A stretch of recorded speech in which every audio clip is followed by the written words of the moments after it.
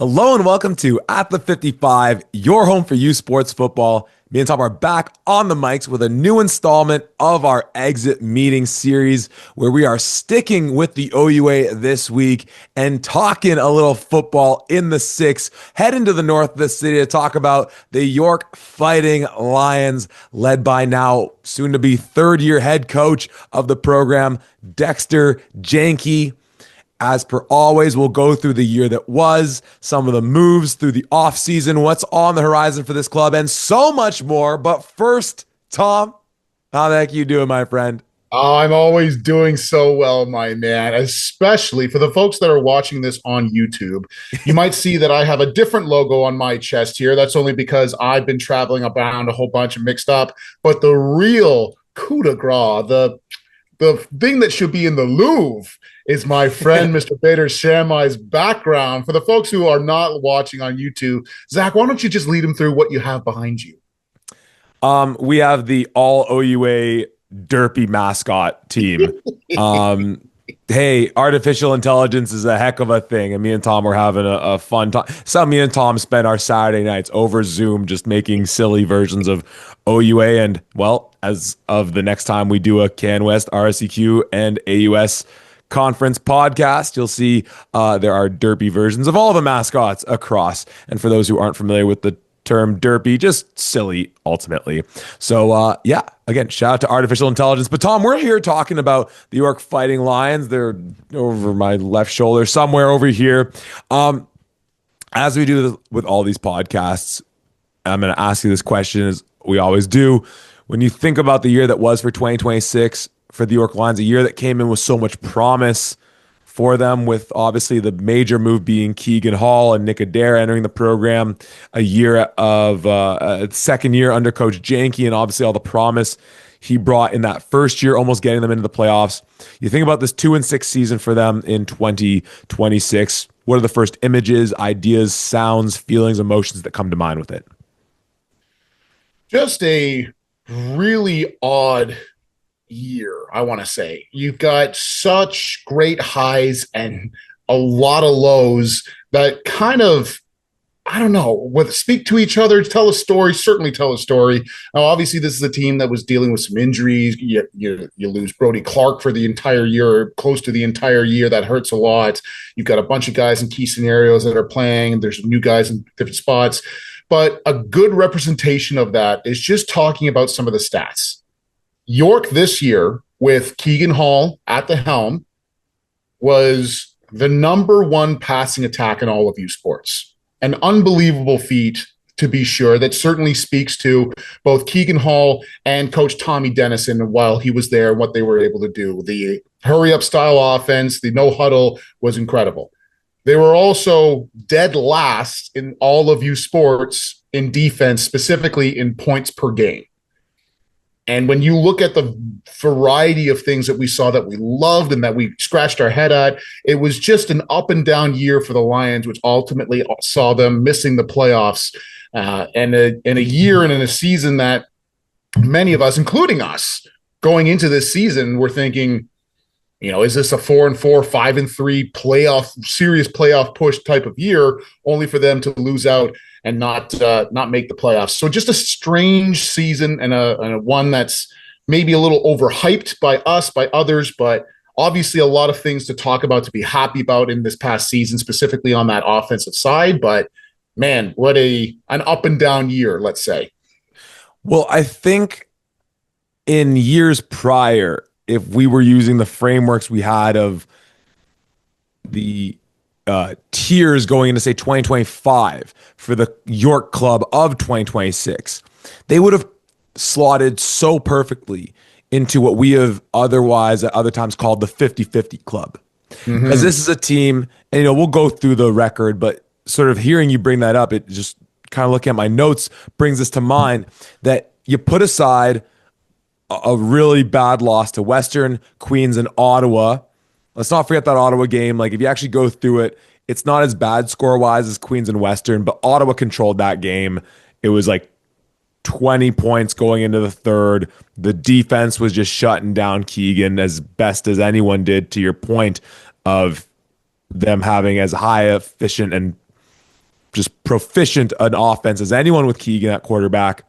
And then beyond that, you have games against Carleton, Waterloo, and Guelph, where I should have done the combined point differential, but I want to say it's like 8 points maybe between all three of those games, maybe less.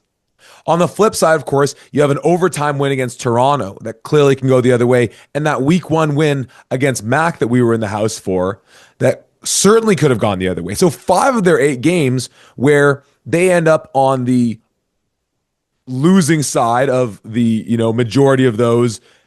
It's so easy to be able to say, hey, look, you get one more in the win category for you. And especially if that's Guelph, that's punching a playoff ticket into the big dance.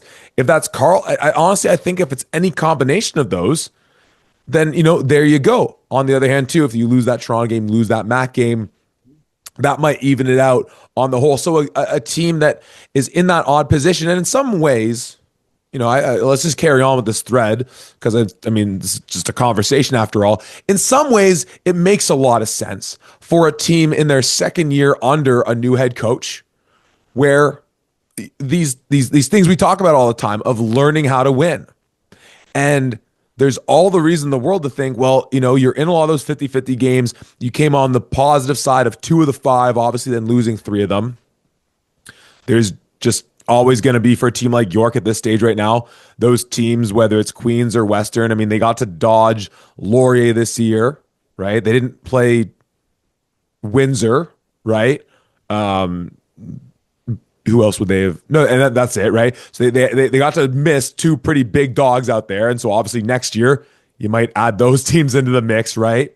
But it has that feeling of a team under the second year of a new head coach. All right, you ended up on the losing side of more of those 50-50 games than you won. Then maybe next year that growth is you're on the positive side of more of those games than you lose. The schedule will probably be a little tougher. And then that next year, again, ideally you're having that linear growth if any of us are ever so lucky. The thing, though, once we get into the roster makeup of this team, is that the way it's shaking out right now is, as we'll get into it, I don't have the confidence to think that they're going to continue on that growth the same way for next year. And obviously, 2-6 is a pretty low bar to say, is it going to get worse than this? But there was some really, really exciting things. You mentioned the defense being the real Achilles heel. There was so much excitement on that defense in Dexter's first year. And you touched on the biggest part of it, Brody Clark being out of that, right? Greg Knox ran that defense and him being part of this lineage of not just great Sam linebackers, President's Trophies, let's say President's Choice, President's Trophy, award-winning Sam linebackers, which in a year where we have, the whole debacle with Justin Pace, are you telling me a healthy year of Brody Clark, he might not be the President's Award winner in the OUA? Mm-hmm. So again, it's tough. We'll go through all the games. Do you want to just stick on this theme, dive more into the games? Do you want to talk about the players? What direction do you want to go in, Tom? Yeah, I think talking about the games themselves is really, it'll be a good transition into things, but you start thinking about how close they are in certain games and just not being able to put teams away when it really counted. Obviously, in that Ottawa game, the second game of the season, I think Ottawa sees that game film against McMaster. They come out with a prepared schedule and things. And there's a lot of folks at Mac that are specifically saying, if we see those York guys later on in the season, we get them and this and that. But the fact of the matter is they win that first game there and they looked strong while doing it. Obviously, they did a lot of things, and Keegan was as you dubbed him, the maestro of that team and how he was able to control himself and do those things. And they have gritty wins against McMaster and against Toronto. But against a team like Carleton that has obviously had their fair share of struggles that last year, they just couldn't seem to stop them defensively. You score 36 points and then you give up a special teams. If I remember correctly, Tristan Lefebvre goes off and he does a strong showcase when he was a bit shaky at times as well. And then obviously that game against Waterloo, you lose by a single point. Guelph is a tight one at the end of the game as well. Ottawa and Western, maybe not as much, but there's still like we said they were going to be 4-4, 5-3, and they finished 2-6. When you look at the games, certain ones that they lost, very easily could have been that 4-4 and 5-3 mix. It's just it didn't seem like they had the same level, and maybe that's injuries, maybe that's whatever it is, but offense seems to be firing on all cylinders. Whether you want to attribute that to Coach Dennison or to Keegan Hall, regardless, it's the number one passing attack in the country. Defensively, at times it seems like you can't stop a nosebleed. And yes, you've got key guys that are out, but like Jaden Dix is a hell of a player. You got Sterling, like all of these guys that make up this team, but not getting the right guys in or not getting the proper defense, whatever that turns out to be, it just ends up being that. And when you have a team like York, and we're certainly could be guilty of the fact of building them up and talking about how good they could be and everything else. But when you have a team that has such high expectations and you don't meet them, you get a lot of people that have some things to say and that there's, whatever else. And so we obviously heard a bunch of chatter during the season in that, which is, just a fact of the matter of when you stop thinking about, oh, are we just going to win a game? And you start going like, no, like playoffs is the expectation. Like getting to 500 is the expectation. And beyond that, when you don't meet that, that's where turmoil can happen. Certainly look at McMaster and Guelph last, obviously years ago for Guelph and past few seasons for Mac. For me, when you're not at that spot, a lot more tension, a lot more responsibility, a lot more pressure because you have these expectations on. So for York to be so close to getting to that 4-4 or 5-3 mark is certainly one that caused a lot of frustration, I'm sure, within and outside of the program. Well, firstly, you mentioned that Carleton game that has the Keyshawn Reed major kick return touchdown. It's also where we see really strong performances from Dante Spadaccini, Joey Marcotte, who will be interesting players to talk about when we get to the Carleton pod, thinking about some of the players that are moving on from that program. The Waterloo game is so bad for them because, again, it's this major, it's like a 20-point lead they blow in the fourth quarter as well. So it's that, you obviously don't like that for the piece that's just, you can't blow that kind of a lead. And shout out to Waterloo for getting that done to begin with.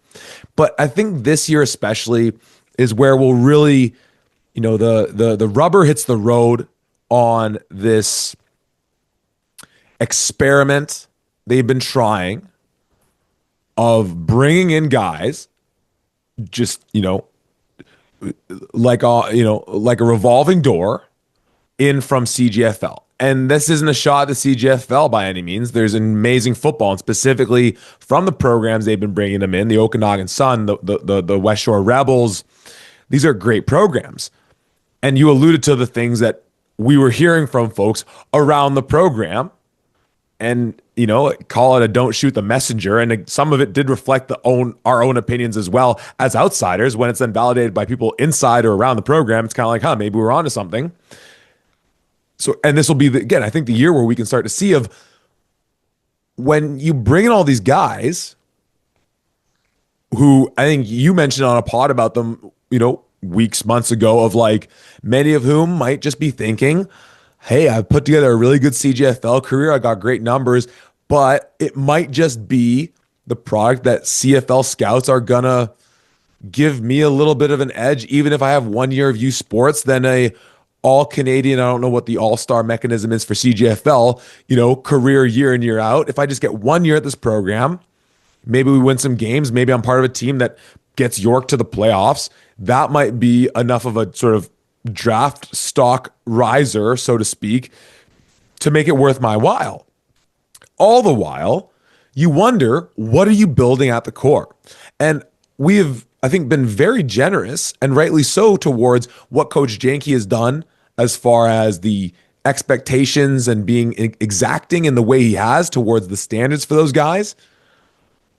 But I think this is where we really get to see whether that plays out, because especially once we start to go through the names of some of the guys who are leaving, we're getting some names who have been, like with all these programs, this is now where we're getting the guys that kind of, as sort of a a sort of major point of reference, like the COVID kids are done, right? Mhm. Within this program, which like you should get like, you should be awarded to the Honor of Canada, the Order of Canada, pardon me, for playing 6 years at York.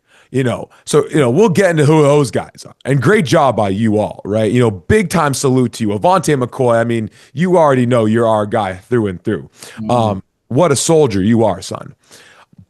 But again, this is where it's gonna be fascinating to go into the details of it. I mean, we went through all those games. I mean, yeah, the U of T game obviously comes down to the wire. The Mac game, what was it? Mac gets it to like the goal line, and then again, great job by York. They shut the door. Guelph, I mean, our guy Cairo Berry gets knocked out the 2 yard line. To Mhm. maybe tie that game up. And otherwise, I'm the one wearing the helmet when me and Dakota are doing our run from York to U of T. So it's a 50-50 game. It's just, I'm not confident that it's going to project positively for next year in terms of like maybe you end up on the positive side of that, or win more games than you lose in those 50-50s. Shall we start talking about the players? Anything else you want to kind of continue on the sort of preamble?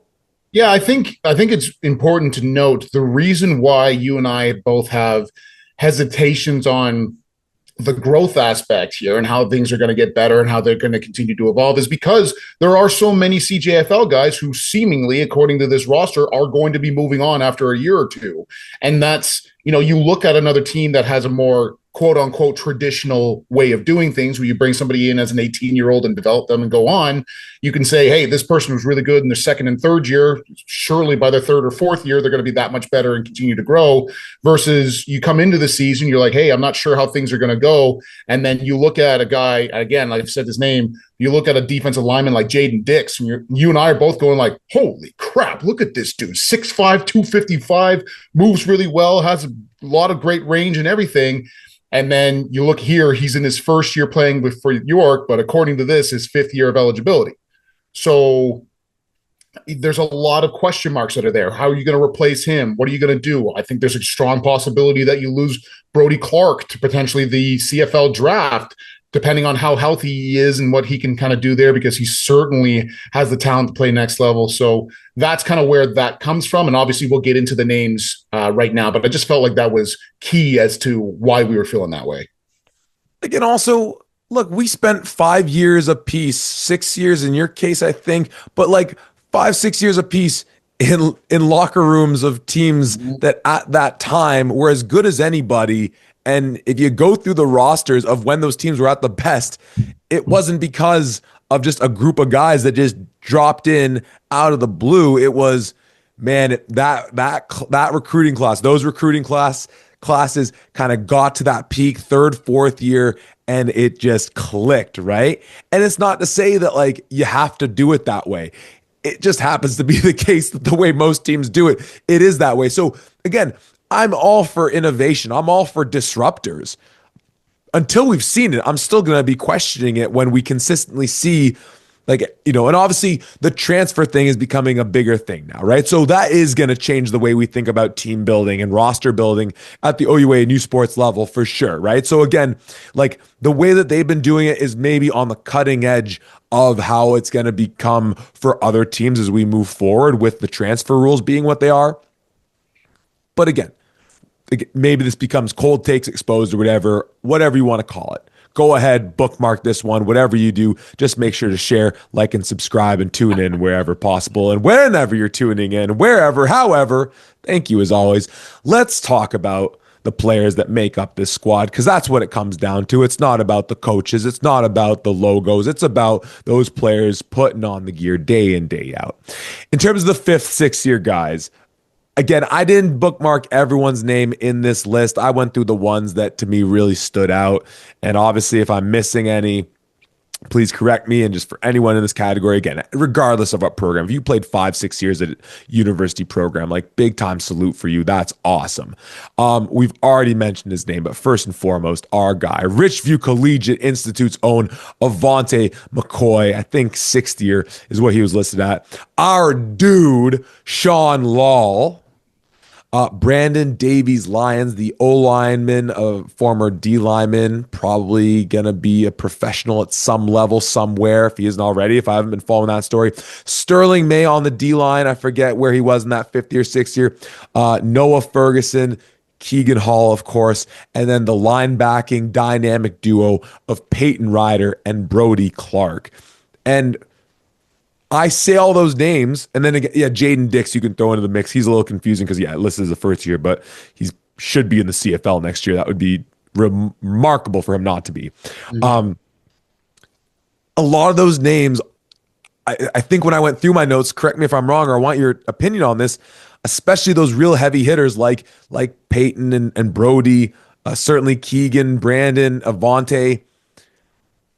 I don't think it's like if we don't hear their name called come May in the draft or getting signed to a team, like I don't think that's the only thing preventing us from being like they're not back. Like I'm pretty sure there's just eligibility pieces that have me, you know, have me concerned about whether they're coming back. But I've been wrong on that so often all the time. I think, as you've alluded to, I think now that we're kind of over the COVID hurdle, as it were, things will become a little more back to normal of like 5 years eligibility, having played, like you're done. Like it doesn't matter how many years you've been at the school, like so on and so forth. Anyways, those are the names that stood out to me. There may be more, there may be others on your name, but as far as that fifth, sixth group of guys, fifth, 6 years eligibility, who stands out on that? Who else have you kind of earmarked? What do you think about those names?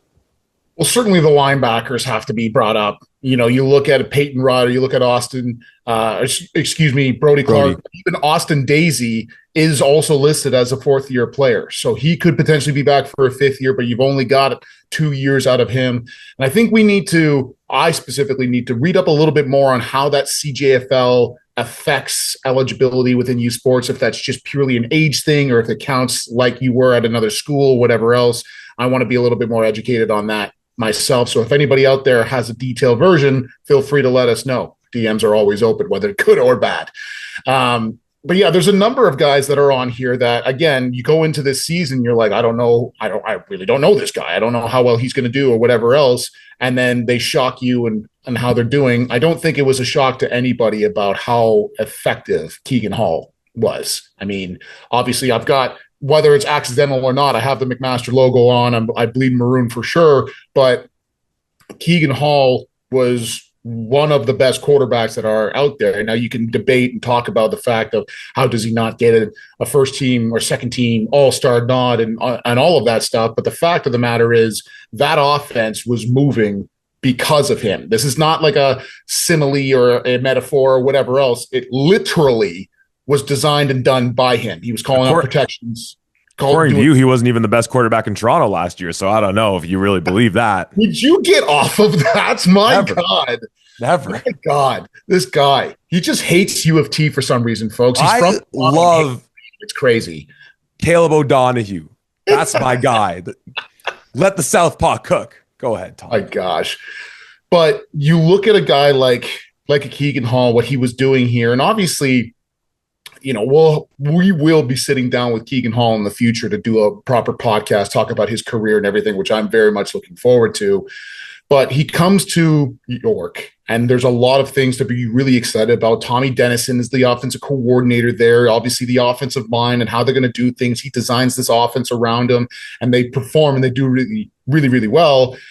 But, you know, they're number one in passing offense, but I think they're 20th or 21st in rushing offense as well. So a little bit of a back and forth there. Now, obviously, if you're really tailored to the pass, it's difficult to be also a heavy run team, and I'm not expecting them to be 1-on-1, but it looked like, to me, again, outside looking in, it looked like they had some of these guys that they were coming in and were like, we're going to focus on this, and they were really good at it. You know, obviously the passing attack. I think that defensive line, for the most part, got pressures really well, even if that didn't equate to a whole bunch of sacks. Jaden Dix was constantly in the backfield disrupting things, even if he wasn't directly getting those tackles. But things would fall apart in that defensive secondary a lot of times. Teams were passing up for a whole lot on this team.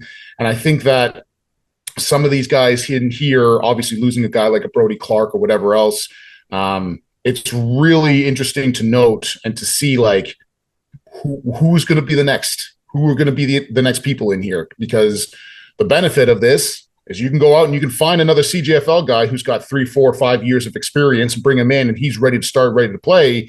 But he doesn't have 3, 4, 5 years of experience with a Greg Knox defense. And I know from experience, and you know from experience, how complex those defenses can be. It's not just purely a, hey, here's a one-on-one with a dude. It's look at the scheme, look at the guys that they're moving around. I don't think that that's something that somebody can learn fully in 1 year. So again, there's a lot of question marks on, is this a better thing to come into as a first year and move out? Now, obviously, they do have first year players. They are recruiting guys like that. But a lot of these guys as CJFLers, certainly more than any other U Sports team, at least in Ontario, I should say OUA team, it brings up a lot of questions on what kind of a philosophy or how does this experiment, like you were talking about, really work, and how does it translate? When you mentioned the run game, and like this was an O-line that, you know, in years past, I wouldn't have called stellar by any means, but it lost guys like Evan Anisu and Xavier Carrera going into this year, just guys who have been stalwarts of that. And I think we talked about, I think they might have had the opportunity to come back eligibility wise and stuff. And that's always a bit of a, you know, if not a red flag, it's like a, you know, a blood orange or something like that. You know, it's in that territory, but we're not going to start calling a 5-alarm fire or nothing like that. And obviously they get Brandon Davies Lions to switch over to that side of the line.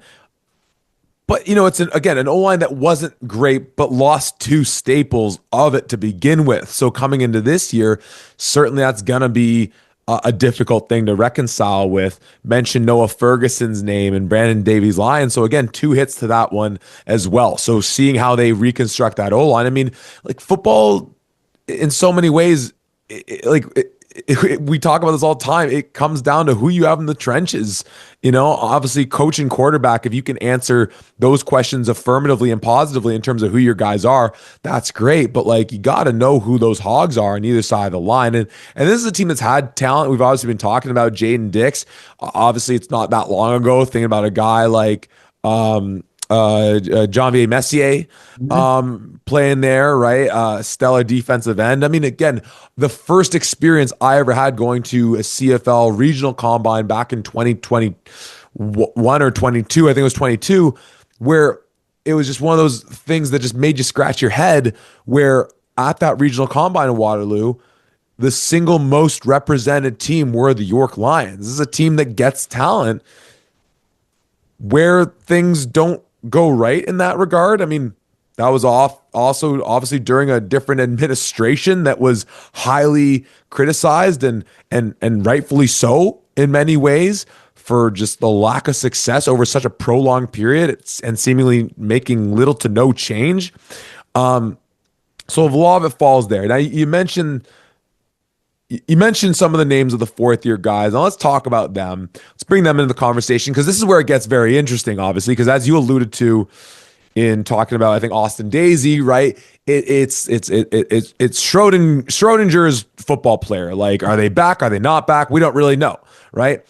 But let's go through some of those names, because this is really the make or break, because as big of names as some of those were, and we didn't really talk about Sean. Maybe we need to come back and talk about Sean Law. We just need to have Sean on the podcast. That's really what we need to do. Sean Law. Love the guy. Love you. I need every Sean Law. I need a Guelph, a UBC, and a York Lion Sean Law jersey hanging up in my room behind me. But the fourth year guys that I wrote down, and again, if I miss any that you had written down, obviously bring them up and so on and so forth. But starting off, Melchus Alunga, Raekwon Lewis Gibbs, who missed all of last year for, I think, just ineligibility or something going on there. I don't know too much of the details. Kirill Niari, who's going to be major because he was filling in a lot for Brody this year. And obviously he's not Brody, or at least he wasn't. But getting that experience is certainly exciting to think about another year in Greg Knox's defense. Also, shout out, of course, to the Birchmount CI Panthers, product of that program. Again, shout out to that program. Nathan Walker, one of the most prolific punters out there. Evan Guizo, sort of that slot back position. Daniel Ferguson on the O-line. Both Peter Primo and Austin Daisy in that linebacking core, both of whom filled in quite a bit with the absences of Brody Clark and Peyton Ryder last year. And then lastly, your guy in Nicholas Adair. I'm willing to put some money on Nicholas Adair being in the CFL next year. Or at least getting drafted. Maybe he comes back. Like major names on there. Like here's the thing, right? That like if you're York, there's a chance where you have a linebacking core of Peter Primo, Austin Daisy, and Kirill Niari, and all having got a lot of reps this past year with how banged up that linebacking core is. And that's a pretty sweet linebacking core. Like, it's funny how we talk so highly and rightly so about that linebacking core at U of T. This could be one that's like toe for toe when we look at teams that have like, you know, a solid Will through Sam situation. That could be huge for them. Obviously, Melkus is going to be massive when we talk about the run game or a bit of lack thereof. Last year, him coming back is huge. What Raekwon can do in the secondary is big for them. But those are the and obviously Nicholas Adair. But so those are the names that I wrote down. There's an O lineman in the mix there. Who are the four things that stand out to you, whether on this list or otherwise? Well, yeah, it's got to be Kirill Niari. He's got to be one of them. I mean, yes, he's not the Brody Clark that we would expect. I don't know. Again, he was a great Sam. I don't know if Sam would be his preferred position or what. Maybe it is, maybe it's not, whatever. But regardless, even if Brody Clark is back, I think losing him could be a big one. Obviously, Nick Adair, what he was doing with the rest of that receiving core there was really outstanding as well. A bunch of guys. But again, like, I think if we had gone through our talks about York earlier in the season, you went through the podcasts about, oh my gosh, look at this play from this person or this person. I think 80 to 90% of those plays or players that we would have said, hey, look out for this guy, were in the 4th, 5th, and 6th year guys that you just listed, which is why we are so nervous about what this could look like for York next season. Again, we went into this season being like, we know that Keegan Hall and Nick Adair are going along with some of those other guys. We think that it's going to be this. I don't have as good of a read going into this season as I did last season. And we didn't have much of a read last season either. So that's where a lot of this kind of comes into play.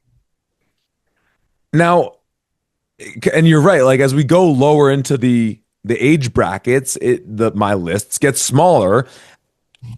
And when I look at those third-year guys, which again, this is the East-West guys proverbially, like number one, here's where we talk about presumptively QB1 for them next year, Matt Lynn, who got a good bit of run for them this year because Keegan was a little banged up this year.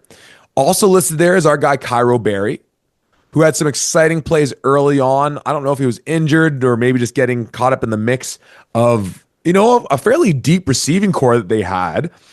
But he's someone who, again, made some big plays for them throughout the year. CJ Vincent was listed as a third year, but 4 years, third year eligibility, 4 years playing. Again, I don't know how that always works. He's someone where I wouldn't be surprised if he's in the CFL or if he maybe makes the jump. And then I guess just quickly to add in, we already talked about Jaden Dix. The only other name aside from Jaden who was listed as first, second year that obviously we got to talk about is Avery Ford, who like arguably is the best wide receiver in the OUA, or certainly can be. And so like there is a situation, there's a scenario where, and again, I'm not really going to be naming O lineman and D lineman. That's where at the end of the day, it doesn't matter how many names I list off right now without many of them being on the lines, it might all be a moot point where a guy in Matt Lynn having gone to work under Keegan and have some really nice games for them. And he's played at Waterloo. He's now had some reps here. And we should probably talk about the additions on the coaching staff that are certainly going to be in service of the offense as well. But the idea of him having, again, in the best of best case scenarios, getting Melkus back as the bell cow in the backfield, being able to have theoretically Nicholas Adair, Cairo Berry, Avery Ford, maybe CJ Vincent. That is a lethal wide receiver room. And then being able to look on the defensive side of the ball and say that linebacking core we talked about of Peter Primo, Austin Daisy, Kirill Niari, Raekwon Lewis maybe back in the mix with them. Like that's like there is legitimate reason from those guys alone without looking at all the guys that are going to transfer in, and they have guys listed that are set to transfer in from the CJFL again this year, and whoever are, maybe makes a leap from a sort of first or second year unknown to a third or second year, like, oh, he's kind of a guy. Like, there's a lot of potential where you could say best case scenario, man, all right, they got some weapons on both sides of the ball. Again, the part where that even being the best case scenario, where I'm like, who's blocking for Matt Lynn, right? Who's getting to the quarterback, or who's eating up double teams so guys like Peter Primo, Austin Daisy, Kirill Nyari can run free? Because, like, and again, it's unfair to continually compare these guys to Brody Clark, but the thing that stood out watching any of those guys fill in was the speed difference. Like, it was remarkable, and I don't think any of those guys are slow. It's just that Brody is, it's his athleticism is crazy, and that's such a blessing to be able to have there, where he can correct any mistake out on there on the field. But there is a lot of excitement when you look at that with Matt Lynn as that core guy, veteran guy in the OUA, has had a lot of experiences, different programs, and some of those guys around him and some of the skill guys on the defensive side, especially that linebacking core. A lot of excitement, but without knowing what those lines are looking like, I just have a tough time like feeling like that's a half decent bet to make on them. Yeah, I mean, you look at any. It's not just because we are two former O linemen. It is, you look at any championship caliber team and you tell me they don't have unbelievable players at the O and the D line. You look at Queens that won this year. We talked about that was probably the best defensive secondary that they had. But without guys like Eric Johnson, Stephen Capay, or Oliver Jackson getting back and getting to the quarterback or disrupting the run, they don't get to showcase their true abilities that they have to really jump on the ball or to come down fast when a quarterback's trying to get rid of the ball. So you can have some of the best guys at that secondary, some of the best passing attack or the best linebackers, cover guys, whatever. If you don't have guys that can get to the quarterback, I don't care how good your DBs are, how good your linebackers are. If you give a receiver 6, 7, 8 seconds to get open, he's gonna get open in some capacity. Same thing with the offense. If a quarterback doesn't have 3 seconds to get the ball out, he ain't getting the ball. I don't care how good your quarterback or your receivers are. So that has to be the biggest area. And, the coaches that are at York are not dumb. You got guys like Coach Janke or Greg Knox and now Jamie Cook that we'll get into as well. They understand this is where the game is won, at the line of scrimmage. So best believe they will be doing everything they can to bring in top quality guys to fill those open spots. But again, maybe it's a little bit more beneficial on the offensive side because there is a new coach in. It's a new offensive system. It's a new thing. So if there are guys from the CGFL who are coming in to learn something new, so is everybody else. So you're on the same page. But again, in a Greg Knox defense, now D-line I think is a little bit easier than anything else because, well, D-line, C-ball, get ball type deal. And come at us, D-linemen. Literally. Yeah, seriously. Or not. No, come at us. Yeah, Tom first. But I think it's got to be said there. Your O and D line has to be your main priority going into this one because we can already see and piece together if certain guys are back that this could still be very dynamic. And the thing though too is that this is certainly where the bias comes into effect because I'm certain. I know that receivers and quarterbacks feel the same way about this. I know defensive cores feel the same way about this. But on an O-line, it's not just we brought in, 4 guys out of freaking middle of nowhere, BC from the freaking sticks, 6'4", 6'5", 350 and up. It's like, can they play? Can they play together? Right? 5 O-linemen, 1 O-line. And for those not watching, I'm not going to walk through the visual of it at all. Watch the video. And as always, thank you for tuning in. Thank you for listening. You mentioned the addition on the coaching staff side of things of Coach Jamie Cook, taking his talents from downtown to uptown.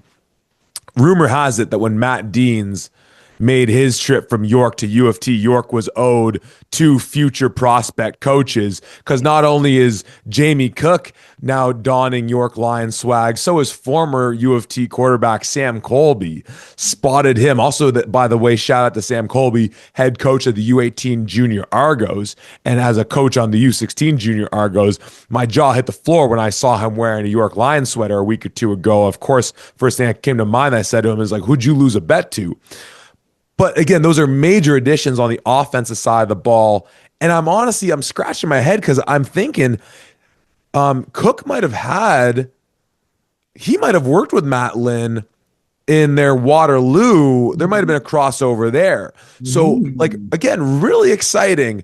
But it's only so much you can do with a quarterback if he's on his backside more often than he's not. I'm still really excited about this, if for no other reason than just thinking about the growth of this staff. Obviously, Foxy Noxie on the one side, the mad scientist, Coach Janke being, again, a great, it feels like that kind of managerial, like, really being the CEO type coach rather than being like, I'm really doing this on the offense or this on the defense or this on the special team. That real kind of like overarching figure, and a lot of the things he's done seem to jive with the things that we seem to be in agreement with. But now you're adding into the mix two young up and coming coaches that could really establish a culture there offensively. And if they get time, again, there's a lot of chess pieces out here on the board that one could look at as a young coordinator and be like, I'm kind of excited. I'm ready to, pardon the pun, I'm ready to cook, So those are exciting additions. And we'll see what they can do. I'm very excited to see what Sam Colby does up at that level, at the OUA level. But again, if Leonard's on his back the whole time, it ain't gonna make a whole big pile of difference. Tom, what else do we want to touch on? What other themes do we want to look at? We're still recording here mid-February of all things. So, a lot of information will come to light. Maybe by the time we're doing our OUA schedule, release a Palooza show, or whatever we're going to call that, and stay tuned for more information about what that's going to sound like and look like. By then, maybe we'll have more info about things relating around to the draft and guys that have transferred in or guys that are looking good. And again, shout out to Coach Janke. If for no other reason, he's been trying to get us in the building over the last little while. It's just been scheduling conflict after scheduling conflict. But we appreciate him extending that offer to us as well. Nonetheless, what else do you want to talk about with this York Lions team? Yeah, you hit you started talking about it there, but we brought up a lot of things during the season about, hey, we're hearing something about what the culture's like or what that locker room is like and everything else. And again, being in the position that we are, we hear constantly so many rumors. Hey, this is what's going on, not just with York, but with all teams certainly across the OUA, and that's starting to expand out to all of these sports. Hey, we're hearing this, whatever. And it's our job and responsibility to filter that and to say, okay, how much of this is something that somebody heard or somebody wants to stir something up or whatever the case may be. But we had heard a lot of things that were happening at York. So we had said, hey, I don't know what's happening within this locker room with the culture or whatever. And Coach Janke's response to that was, hey, guys, I heard you had some question marks about what our culture is. Why don't you come into the building and see what we're trying to build here? And I cannot tell you how much I respect the hell out of that. This is a guy that has nothing to hide, that wants to show us, bring us in and say, this is what we're trying to build here. This is how we're going to try and do it. Come ask me questions. Come talk to me. Let's have this out. And like you mentioned, we had been trying to get that done. There's some scheduling conflicts, and obviously he's a busy dude, and so are we, whatever else. But just the fact that he'd be willing to do that and say that says a ton about his character and who he is. And, you and I were in the stands a couple of years ago when he first got there, and we had a parent come up to us and say, he's doing things the right way. He's holding his kids accountable. He's doing this, he's doing that.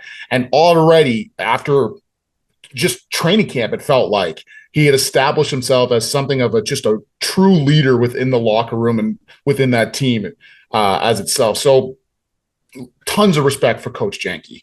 Interesting to see, obviously, on the offensive side with Coach Cook. You obviously look at the amazing ability, what he was able to do with U of T last year and how things were going, and specifically in the passing game with Scott Barnett and how things were being thrown around. But again, you look at, well, if you just wanted the passing attack to be the best as possible, why didn't you just keep Coach Tommy Dennison?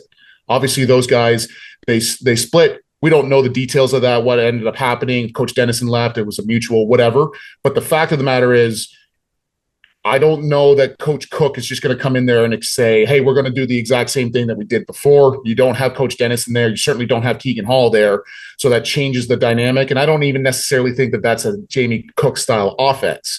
So I'll be really interested to see how that continues to grow and what he does as a first year. And as a young coach, man, it's good to see a young coach getting a chance, getting a role here to really spread his wings and to get things going. Like we mentioned, he was kind of the primary offensive coordinator last year with U of T, but to be fully, here's the hat, here's the title, go out there, do your thing. It's just awesome. So happy for our guy, Coach Cook.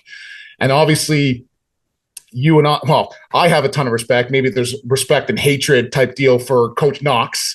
Gotcha. Well. Yes. And I know that he has, we call him the mad scientist for a reason. He can build stuff, he can whatever, but obviously the lots of question marks on that defensive side, certainly nowhere close to the performance last year that what I know Coach Foxy Knoxy expects out of his guys. So how does that continue to grow and where does that come from? But I think that there's a lot of people to be really excited about who are in key roles within York. And how does this grow and how does this continue to happen? There's a lot of question marks from us on the CGFL experiment that we've referenced a few times because we just haven't seen it. I haven't seen it a whole ton at the OUA level, at least not on this scale. So I'm really interested to see how does that continue to grow? Where does that happen? But by the sounds of it, they've got the right people in place there.